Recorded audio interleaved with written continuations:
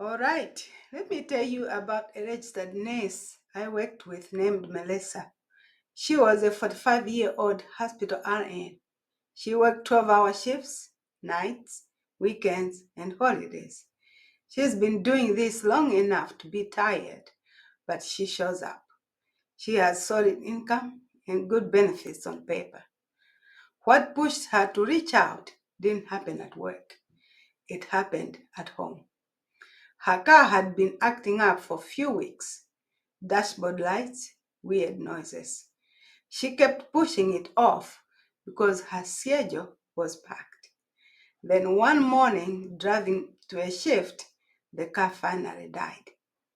She had it towed. Transmission was shot. She needed the car fixed because this wasn't optional. She couldn't go to work without it.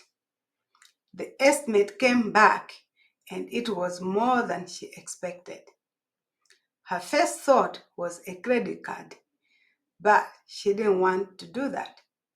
She already had a balance from smaller stuff, and putting a big repair on a card and paying interest didn't feel smart. So she looked at her retirement account. She didn't love that option either, but it felt like at least the least bad choice. So she took a loan from it. At first, everything felt fine. The money showed up, the car got fixed, problem handled. Then her next paycheck hit. She noticed the loan repayment coming out automatically after taxes. That's when it started bothering her. Not because she was paying herself back, but because she had no control. The money was coming out whether she liked it or not every 2 weeks. And this is what got her attention. She realized she was paying that loan back with after taxes money, and then she would pay taxes on it again later when she actually used it in retirement. That thought stuck with her. Around the same time, she was talking with another nurse she works with, just venting, talking about overtime, burnout, and how hard it is to keep this pace forever. Melissa mentioned the retirement loan and how boxed in it made her feel. That's when the other nurse said she stopped borrowing from her retirement. She said she uses her life insurance policy instead. Melissa stopped and said, "Wait, what do you mean?" Because to her, life insurance was just whatever coverage came through the hospital, something you signed up for during open enrollment and forget about it, not something you actually use. So she asked questions, and what she learned was simple. Her coworker had a permanent policy where she saved her money. That money grew tax-free, and when something came up, she could access it tax-free without penalties, restrictions, or a forced repayment schedule. No paycheck deductions, no borrowing from her future self, no double tax hit. That's when it really clicked. She already had retirement savings. What she didn't have was control. And she realized something else. The life insurance she had through work was temporary and limited. If she ever left the hospital or couldn't work, that was the end of coverage. It wouldn't follow her. So she reached out to me and told me exactly what she wanted. And this is what we built for her. So let me show you what this actually looks like. This is the plan we set up for Melissa. We designed it as a 5-year funding plan. She chose to put $1,000 every month, which comes out to $12,000 a year. That number good for her because it was money she was already saving. No lifestyle change, no budget stress, no extra overtime, just to make it work.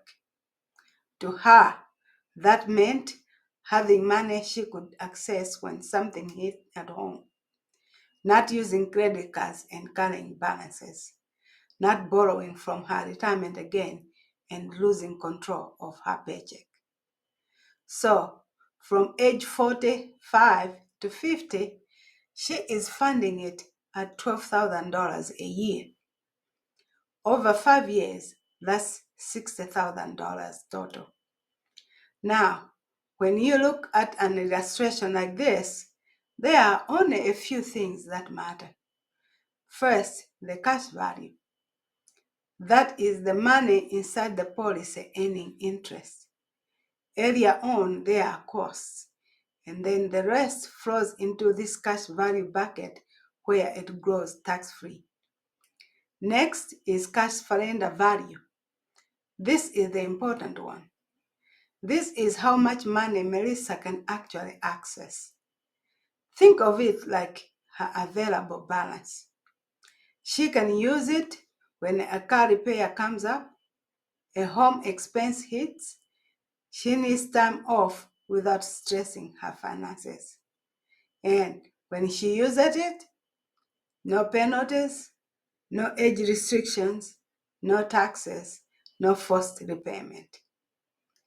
Unlike her retirement account, nothing gets pulled automatically from her paycheck.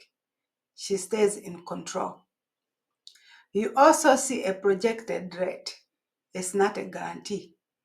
It's just based on how the policy is designed and historical performance. Nothing aggressive, just steady growth without market risk. So, after 5 years, here is the simple picture. She put in $60,000 and now she has a pool of money that is growing tax-free, is accessible when life happens, doesn't create another problem when she uses it. Instead of choosing between credit cards or retirement loans, she now has a third option, one that actually fits her life. After age 50, she stops funding it. Nothing else is going in. She just lets it do what it is designed to do. At 65, there is a meaningful amount of money sitting in this account, not just a number, but options. She liked knowing that if she wanted to cut back on overtime, move to day shift, or go part-time instead of burning out, she has something to lean on. At 70, same story. The money is still there, it's still growing, and she still has access to it. For the first time, retirement didn't feel like a cliff. It felt flexible. And when there was one more piece, then there was one more piece. For the first time, retirement didn't feel like a cliff. It felt flexible. And then there was one more piece. If something happened to her tomorrow, next year, or decades from now, this plan doesn't disappear. There's a tax-free death benefit attached to it. That means her family isn't scrambling. Debts can be covered. What she built doesn't just stop with her. For her, that mattered because this wasn't just about fixing one problem. It was about having a system that worked while she was alive, if she needed it, and even if she wasn't there anymore. That's what made it different.